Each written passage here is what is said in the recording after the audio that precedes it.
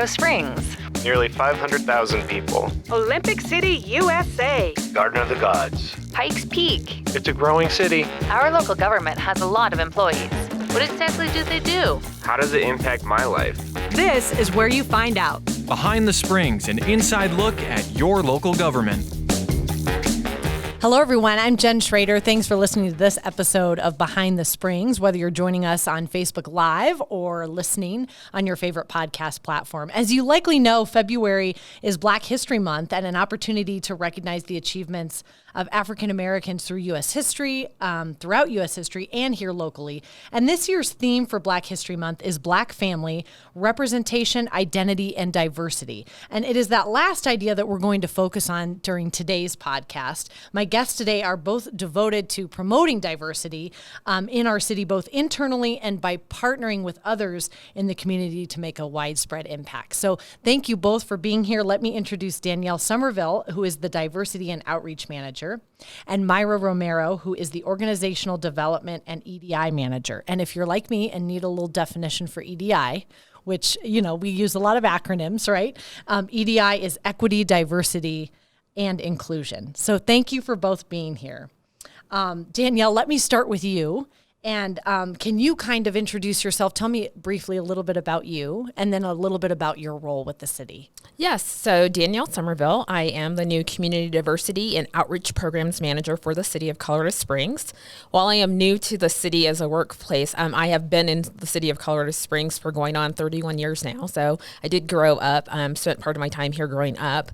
Prior to coming to the city, I was working in nonprofit. So I spent almost 19 years with a nonprofit here in Colorado Springs. And that really just gave me an understanding of our community. What are some of our community needs? What are some of our community's aspirations? And so that marries very well with my new position here at the city, which is working with diverse members of our community to be that conduit. So I am meeting with diverse members of our community to understand what are their needs and what do they want to see from our city, and also sharing with them what is occurring in the city. So being that communications piece and really being that conduit of information from the city to citizens and from citizens to the city. And your position is new, as you said, so it must be kind of exciting to sort of define what that can mean. It is exciting, and I do just want to clarify. So the position itself is really a growth of a previous position that was already with the city. Okay. And so the city has been working on diversity, inclusion, and equity for many years. And so there was an opportunity to really go deeper and expand this position. And so the mayor and city leadership decided to do that. And that was what created my position and allows me to work 100% of my time out in community to really get to understand what are the needs, as I mentioned, of our diverse members of our community here in Colorado Springs. Okay, sounds good. And then Myra, tell us about yourself, how you came to work with the city, and then how your position differs from Danielle's. Absolutely. So thanks first for having me. I really appreciate being part of the conversation. I have, been with the organization for 20 plus years. I am a Colorado native, so I think that that's really a fun thing about me. I am married to my high school sweetheart, and we have 3 amazing kids, so that's just something I like to throw out there. My position is a little bit different from Danielle's in that we focus with my team on the internal equity, diversity, and inclusion efforts for the employees of the organization. Okay. So I think that, Danielle's out there reaching out to the community, and then we're making sure that the employees are really aware and, know how to really address EDI efforts that we're doing and can speak to that. And does that go as far as hiring and recruitment as well for new employees? Absolutely. Okay. So that's all under your purview. Okay. Yes. So give us some examples, and Danielle, you can start, of some initiatives that you're working on and that people would be able to relate to and understand that are currently happening, or perhaps that you're working on starting in the community. Absolutely. So what I've been fortunate enough to do so far is really reach out to the community and listen. And so I've been listening to many members of our community to just understand what is their current relationship with the city and how do we expand that relationship. So some of those initiatives are essentially like listening and then implementing and creating ultimately a plan. So the goal is to have a diversity plan for our city to be able to implement. And that's really going to come from listening to different members of the community. So I've been in touch with various chambers and organizations whose membership tend to be more diverse to just hear what's their feedback. What do they want from the city? Was able to participate in the MLK Day program with Colorado College and with the city. And so that was really nice to participate. But so far, I'm really focusing on that listening aspect in those listening tours. And I've received really great feedback. I've been able to partner with organizations such as KONO, the Council of Neighborhood, and really listen to some of their membership about what do they want to see. So before we go too far into just various initiatives, I wanted to really listen and make sure I was hearing what our citizens are saying. And I know you can't sit here and list everything, but what are you hearing in general from them? What is the general feedback you're getting, or does it really differ depending on the group you're speaking with? It differs, but some of it is the same. So communication. So people want to be communicated with quite frequently, which is nice to hear. People want to know what's going on in the city of Colorado Springs. And they need to start listening to this podcast. Yes. No, I'm teasing. And so we're just trying to create avenues. Different ways, right? Different ways and avenues for everyone to be able to get information about what's happening in the city of Colorado Springs. People also want to participate. So how can I be a part of it? So I'm a firm believer that government is interactive. It is not something that just happens to you. It should be something that happens along with you.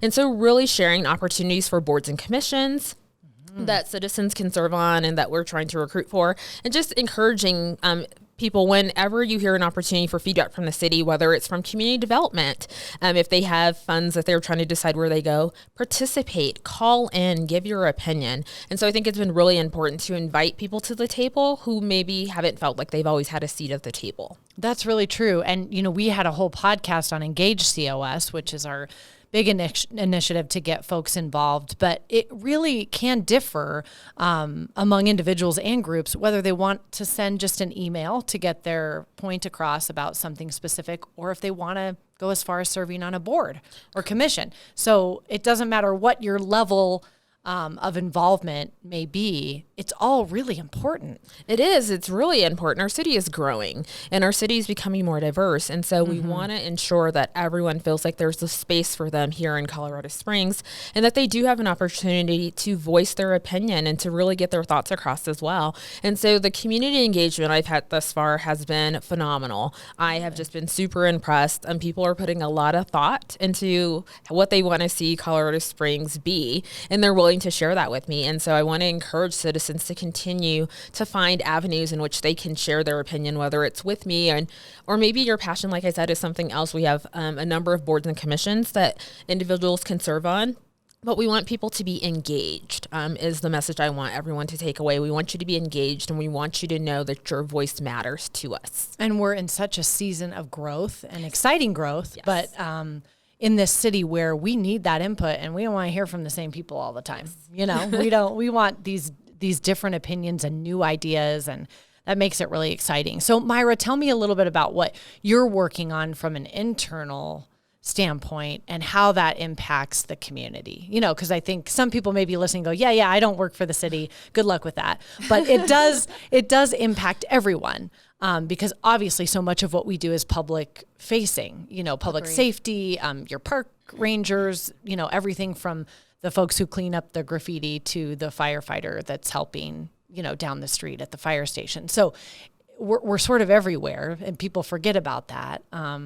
So what can you talk about in terms of recruitment and internal efforts? So I think we're really focused on things like training, awareness. When people have a good aspect or a different lens to view things from, like equity, diversity, and inclusion, it just makes them a better person in general. And so when you go out and you provide those city services, it really does allow people to just have a different take on things. I know Danielle mentioned that she's hearing from community members, and while we have the opportunity to train the employees who are working with these community members all the time, right? Mm-hmm. And so when they are trained and they're aware of different things that maybe they weren't aware of before, like maybe they have a bias or maybe they have some sort of stereotype that, they're used to utilizing, this is really where we can make an impact and kind of have people just look at things from a different lens and go out there and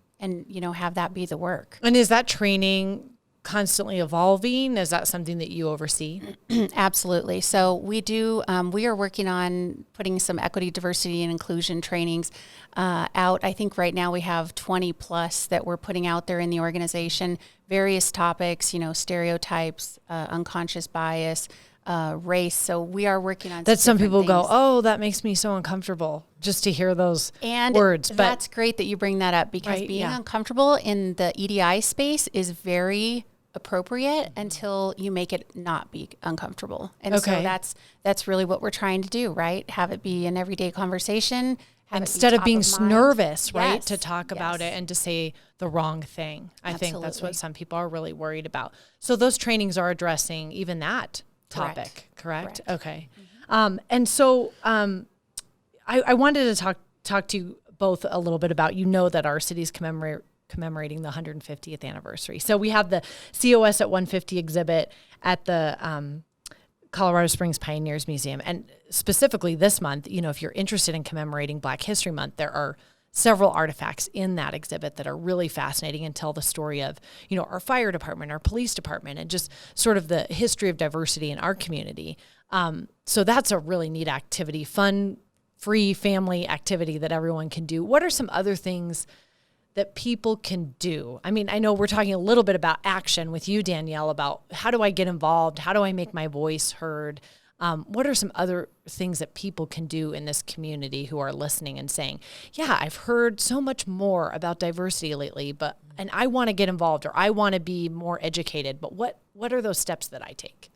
Yeah, so I think that's a really great question. Certainly visit the Pioneers Museum. Yes. So I definitely Shameless want to- plug. Yes, I do want to encourage everyone to visit the museum. And we have a lot of great history that people just are not familiar with here in Colorado Springs, but also venture out. We have a great where you can learn about airplanes in the museum. And so it features the Tuskegee Airmen, and many of the Tuskegee Airmen resided in Colorado Springs, and one passed away at the end of 2020, but there's so much great history just surrounding us. Also the library. The library is a great place to go to get resources and to learn more as well. But really with the advent of Google and being able to, you can really start to find where is your space.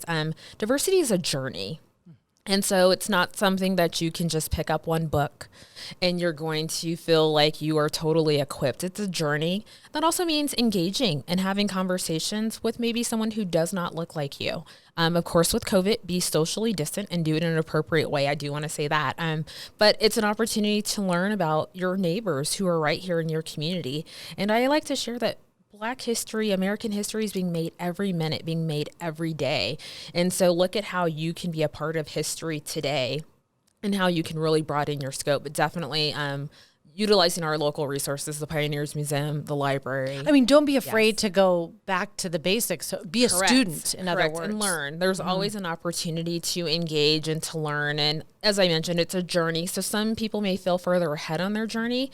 Don't be afraid to ask questions. That's how we learn. We have to be able to ask questions. And part of the focus of my position, of course, is on community diversity. But our starting point really has been with racial diversity. And as was mentioned already, it can be scary. Race is a topic that is taboo for many people to discuss. And what we're trying to say is we want to have this community discussion. We want to hear, what are your thoughts on race? What causes it to be uncomfortable? And as Myra mentioned, sometimes you have to start in that discomfort to move to a space of educating yourself and then gaining comfort along the way. Do you feel optimistic? And I mean, this is a question for both of you, but do you feel optimistic in your efforts? It's one of those things. It seems like such a silly question, but how are we doing? Do we have a long way to go? We've come a long way, but we have a long way to go. I feel like that's what we always say. We've come a long way. We have a long way to go. I don't know if that's if you still feel that way right now, or how you feel in your position specifically from your perspective. How are we doing, and what does the future look like to you? Yeah, so I think I'm probably eternally optimistic. Okay. So that's just part of me, is that I have the optimist in me. But I'm optimistic because of the steps that I see us taking as a city. I'm optimistic because of the steps I see our citizens taking and the willingness to engage. So I am optimistic because I see the work being done to make me remain optimistic. Good. The action, not just the words. How about you internally? How do you? Absolutely. So I would expand on that. And I would say that, it is a journey. And so where do you go on this journey? I don't think this journey has an end. And so it is ever evolving, and we just continue to move down that path. As Danielle mentioned, many people are on different parts of the journey. So our goal internally is definitely to keep people moving forward, however that looks. For some, it's going to be, I don't want to talk about it. It's super uncomfortable. And for others, it's going to be, I want to do this. I want to, start the conversation, and I want to host the conversation And get more involved. Right. Absolutely. So I would also say, be curious, be an avid learner. This isn't something that, you will learn all and everything at one time. And so I think you just have to continue on your journey. Right. And your own individual journey. So if you can initiate some positive change where you are, I mean, if city employees are listening, obviously they can speak with their supervisors or with, human resources. And that's true in a lot of organizations. Right. There's typically someone you can go to, hopefully, that can help you implement that change. It may seem small, but it isn't. Right? It's correct. Those are the little steps that lead. Exactly. In order to be on this journey, we have to agree that we're going to be on the journey together. Whether we're at different parts of the journey, we have to come to some agreements that we're going to be on the journey together, and just move forward. Right? We have to continue to move forward. We, as a city, are evolving. We, as a country, we're always evolving as a people, and so I think that we have to just keep that in mind. But we also have to take on that self-responsibility piece of what am I going to do to educate myself and to help move the journey along. And to be engaged, right. I also think that, it's important to add that one person can't do it alone. So Danielle can't do it by herself. I can't do it by myself. Jen, you can't do it by yourself as much as we'd like to, right? Mm-hmm. So it really does take everybody being in so that you can come forward and do your part, whatever that looks like. And so that's a great point. That's a great point. I think hopefully this motivates people to say, oh, that makes me think of whatever in my own workplace, my own family, or like you said, my own neighborhood, just my little bubble. And it seems small, but it's a big deal. So thank you both for being here, for all the work you do for the city. Thank you. And for the conversation. So this will be one of many, I hope. Thank you all for listening. And remember that you can follow the City of COS on social media. And also coloradosprings.gov is our website and a great resource as well. Thank you so much for listening to Behind the Springs.